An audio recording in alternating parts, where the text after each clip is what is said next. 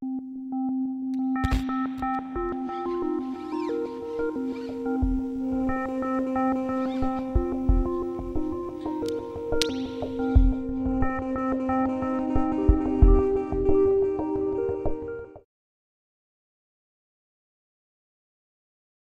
bien, c'est Clara Zetkin qui, en 1910, a proposé qu'il y ait une journée de la femme, le 8 mars.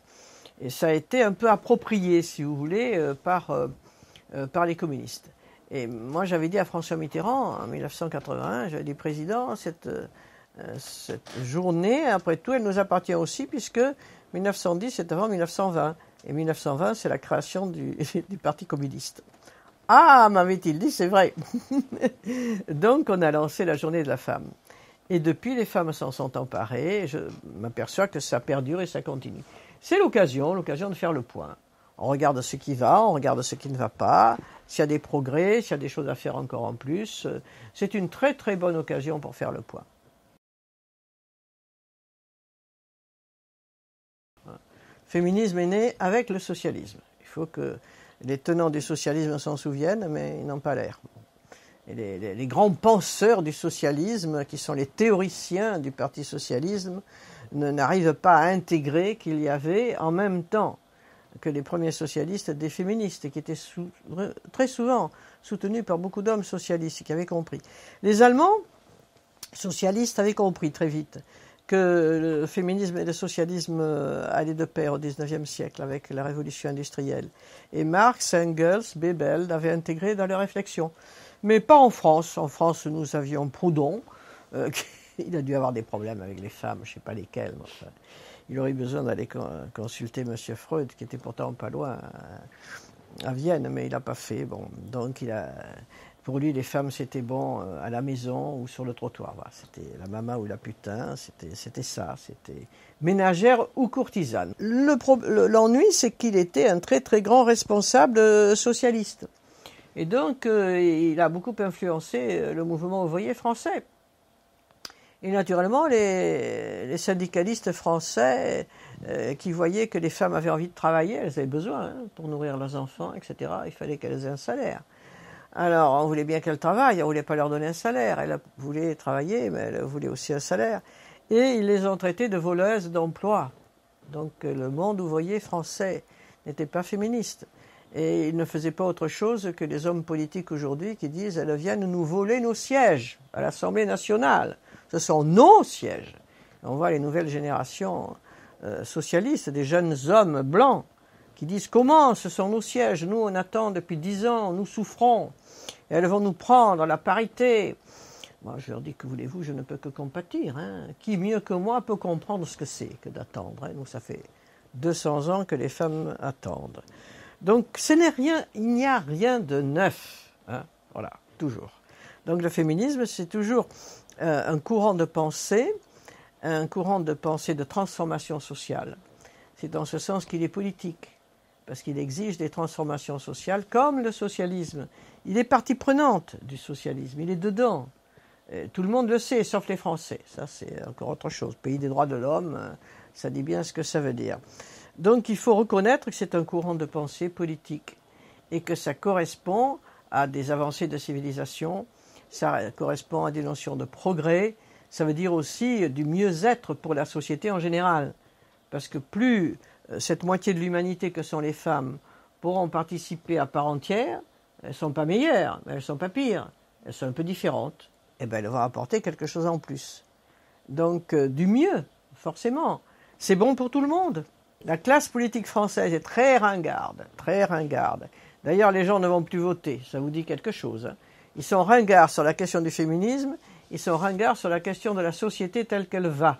Ils n'ont pas compris que la société française avait envie d'autre chose. Et c'est ce que Ségolène incarne, une autre façon de faire de la politique. Dans ce qui se passe dans un foyer, où effectivement la force physique brutale s'exprime sur plus faible que soi, on a là le symbole de l'oppression, de la domination capitaliste. Qu'est-ce que c'est le capitalisme? C'est l'écrasement du plus faible par le plus fort. Qu'est-ce que c'est le socialisme? C'est la défense du plus faible contre le plus fort. Qu'est-ce qui se passe dans un foyer où tout est bouclé, où l'on a dit pendant très longtemps qu'il y avait un maître et un seul qui pouvait faire ce qu'il voulait? Là, c'est Napoléon qui avait dit ça. Hein.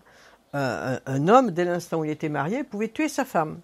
C'est ce qui avait fait réagir Simone de Beauvoir dans les années 70. Un homme avait tué sa femme, il l'avait laissé agoniser sur le carreau de la cuisine, il avait été acquitté.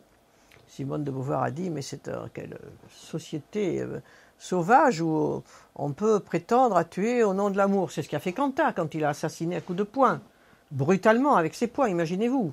Ça, c'est la sauvagerie pure, véritablement, qu'on ne vienne pas me raconter autre chose.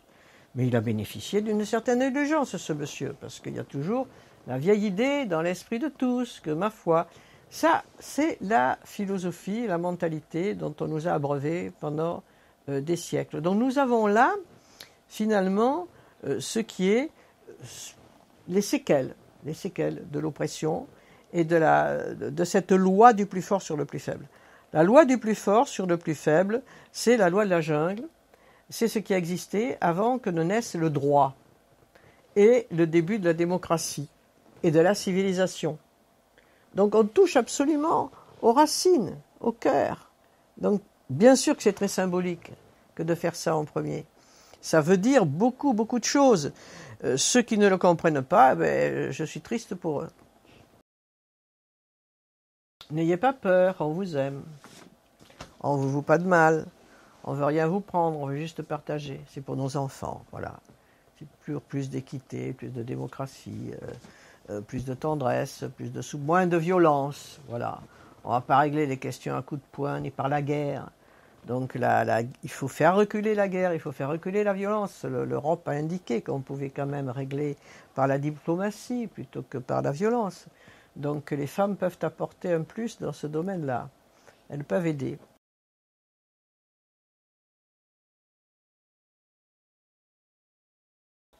J'ai tout de suite reconnu qu'elle incarnait quelque chose de neuf, pas seulement parce que c'était une femme, bien entendu, ça m'a beaucoup plu, mais aussi parce qu'elle parlait différemment, que je me reconnaissais dans sa façon de faire de la politique.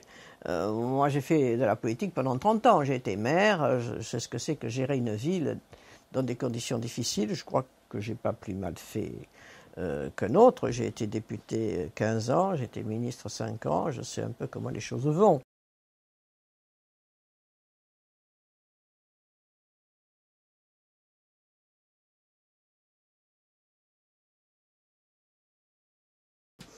Donc j'ai bien reconnu Ségolène dans toute sa formation, toutes ses compétences et sa force. C'est pas quelqu'un à qui on a fait des cadeaux, elle a tout arraché à force de poignée. Elle s'est beaucoup battue, c'est quelqu'un qui a beaucoup réfléchi, elle est forte. C'est donc quelqu'un de neuf qui va pouvoir nous amener quelque chose de nouveau en politique. Elle va pouvoir rénover la politique, dans ce sens qu'elle va très bien avec Arnaud Montebourg. Ils vont apporter tous les deux de la rénovation. Donc j'ai reconnu ça tout de suite.